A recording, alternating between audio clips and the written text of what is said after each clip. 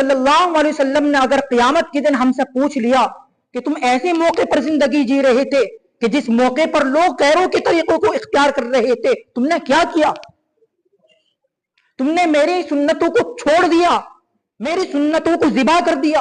तुम ऐसे दौर के अंदर जिंदगी जी रहे थे, तुम्हें तो चाहिए था कि मेरी सुन्नतों का तारुफ कराते, मेरी सुन्नतों की तशहीर कराते, अपने आप को सुन्नतों से सजा लेते, लेकिन बजाय सजाने के तुमने मेरी सुन्नतों को छोड़ा, मेरी सुन्नतों को मिटाया, मेरी सुन्नतों को ज़िबा किया। उस वक्त हम अल्लाह के नबी अलैहिस्सलातु वस्सलाम को क्या जवाब दे पाएंगे?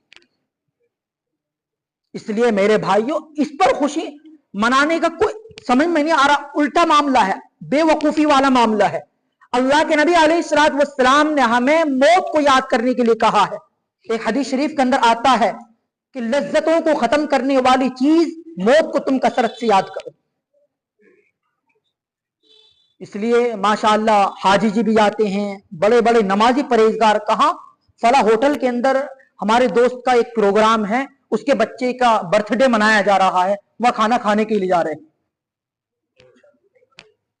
कितना बड़ा अफसोस है। और जब हम इस तरह के खाना खाएंगे तो बताओ जरा, हमारी औलाद फिर नेक उठेगी? नहीं उठ सकती। जैसा हम खाएंगे ऐसी हमारी औलाद। याद रख लेना, औलाद माँ बाप की कॉपी है, औलाद माँ बाप की कॉपी है। फोटो स्टेट कराते हैं ना, तो इसी तरह माँ बाप फोटो स्टेट है, माँ बाप की फोटो स्टेट औलाद है। माँ बाप जैसे वैसी औलाद। माँ बाप ने अगर तकवा वाली जिंदगी गुजारी, नेकी और तकवा वाली और गुनाहों से बचकर जिंदगी गुजारी, हलाल खाया और हलाल खिलवाया, तो मेरे भाइयों ये हमारी औलाद भी फिर हमारी तरह बनेगी। और अगर हमने हराम का लुक्मा खाया तो फिर हमारी औलाद हराम का लुक्मा नहीं, हराम ही कमाएगी। इसलिए कि माँ बाप जैसे होंगे औलाद ही ऐसे उठेगी। हो रही है उम्र मिसले बर्फ कम, रफ्ता रफ्ता चुपके चुपके दम बदम, एक दिन मरना है आखिर मौत है, कर ले जो करना है आखिर मौत है। ये जिंदगी हमारी बर्फ की तरह पिघलती जा रही है, हमें अपने वक्त को कीमती बनाना है।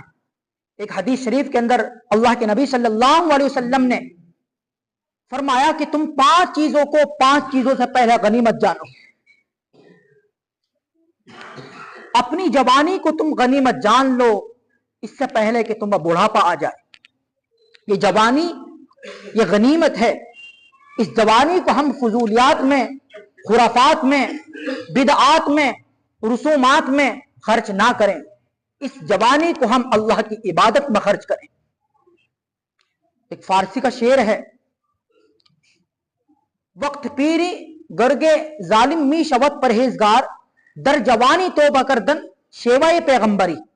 कि बुढ़ापे में तो जालिम भेड़िया भी तोबा कर लेता है, असल इबादत दर जवानी तोबा करदन शेवाए पैगंबरी। जवानी में तोबा करना ये पैगंबरों का शेवा है।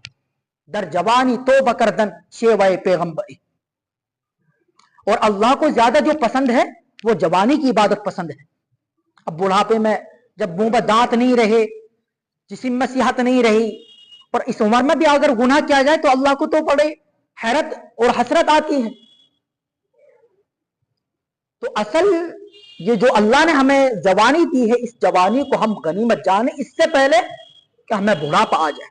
आगे आप अलैहिस्सलातु वस्सलाम ने इसी हदीस शरीफ के अंदर दूसरी बात इरशाद फरमाई कि तुम अपने मालदारी को गनीमत जान लो, इससे पहले कि तुम्हें फक्र फाक़ आ जाए। ये पैसा बर्थडे पर नहीं लगना चाहिए। ये पैसा जो खुराफात आज आम होती जा रही हैं, इन खुराफात में नहीं लगना चाहिए। ये पैसा किसी अच्छी जगह पर लगना चाहिए, जो हमारे मरने के बाद भी जो एक तरह से सदक़ा जारिया बन जाए। हजरत मुफ्ती साहब, मुफ्ती आजम मुफ्ती मोहम्मद तकी उस्मानी दामत बरकातुहुम ने इस हदीस शरीफ को जब बयान फरमाया, इस्लाही खुतबात के अंदर हजरत ने लिखा है, उसी के अंदर हजरत ने एक वाक़या लिखा कि एक नवाब साहब थे, अल्लाह ने उनको खूब दौलत दी थी। उनके एक लड़की थी, एक लड़का था। नवाब साहब का इंतकाल हो गया। अब ये जो 2 बच्चे थे, इनका दिमाग अर्शे मुअल्ला पर पहुंचा हुआ था। ये किसी से बात करने को तैयार ही नहीं थे एक मर्तबा क्या हुआ, अब पैसा तो काफी छोड़ कर गए इनके वालिद। अब लड़के को क्या आया कि उसको माचिस जलाने की जरूरत पेश आई। उसने तिल्ली निकाली, माचिस को जलाया। अब उसके अंदर से जो बू आई इस लड़के को बड़ी अच्छी लगी।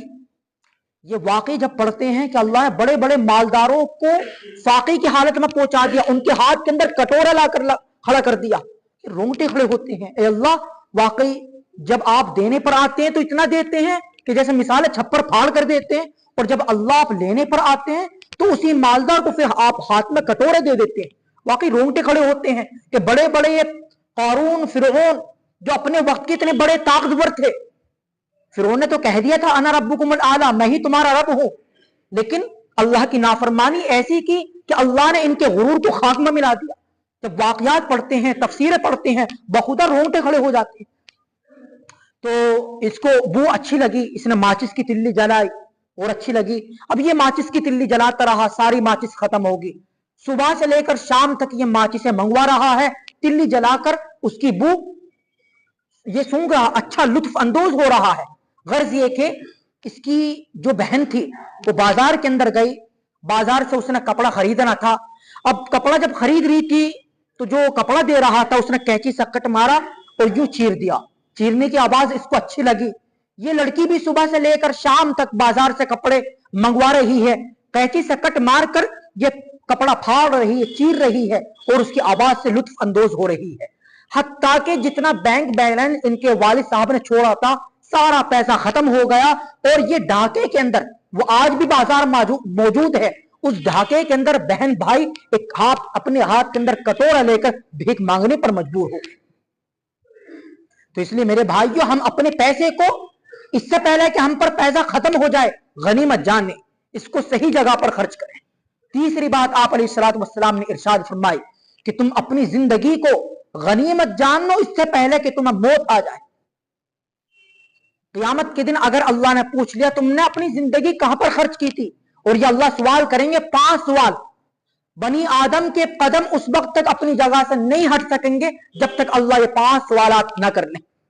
उनमें से पहला सवाल, उनमें से एक सवाल ये भी है कि तुमने अपनी जिंदगी कहां पर खर्च की, कहां पर अपनी जिंदगी को खर्च कर कर आए हो। इसलिए मेरे भाई, लम्हे फिक्रिया है, हमें सोचना चाहिए। वक्त पूरा हो रहा है, अगर मैं इसी हदीस शरीफ की तशरीह करूं बहुत वक्त हो जाएगा। एक बात मुझे आपके सामने अर्ज करनी है टोपी के बारे में। बहुत से भाई मस्जिदों के अंदर टोपी रख देते हैं, अभी प्लास्टिक की टोपी भी थी, चटाई की टोपी भी रख देते हैं। आप इस बारे में शरीयत का हुक्म सुन लें। अभी 2-3 दिन पहले भी मैंने असर के वक्त बताया था। शरीयत का हुक्म इस बारे में यह है, वो टोपी प्लास्टिक की कि जिसको आप पहनकर किसी मुआज़्ज़ज़ मजलिस के अंदर भी नहीं जा सकते, और अल्लाह रब्बुल इज्जत के दरबार में आप खड़े हो रहे हो, यूं ही उसी टोपी से खड़े होकर नमाज पढ़ लेते हैं। और दूसरी बात मैं मुख्तसर बता देता हूं, दूसरी बात यह है कि एक शख्स ने टोपी ओढ़ी, उसके सर में फुंसी हो रही है, उसके सर के अंदर खुजली है, परेशानी है, वही टोपी ओढ़ी, वो टोपी कभी इधर रखी हुई दूसरे ने ओढ़ ली, इधर उधर घूमती फिर रही है। ठीक है, ये बीमारी चारों तरफ घूमती फिर रही है। अगली बात, जो टोपी सर पर रखी वहां तक पहुंच गए, ओहो टोपी मैं मस्जिद के लिए आया, क्या काम करते हैं, मस्जिद यूं टोपी यूं फेंकते हैं, यूं। ये मेरे भाइयों क्या है, ये टोपी की बेअदबी है, इसलिए मस्जिद के अंदर टोपी रखना मुनासिब नहीं है। और ऐसी टोपी जो प्लास्टिक की चटाई की टोपी, आप जिनको पहनकर मुअज़्ज़ज़ लोगों की मजलिस में नहीं जा सकते, आप अल्लाह के सामने खड़े होकर ऐसी टोपी से नमाज पढ़ रहे हो।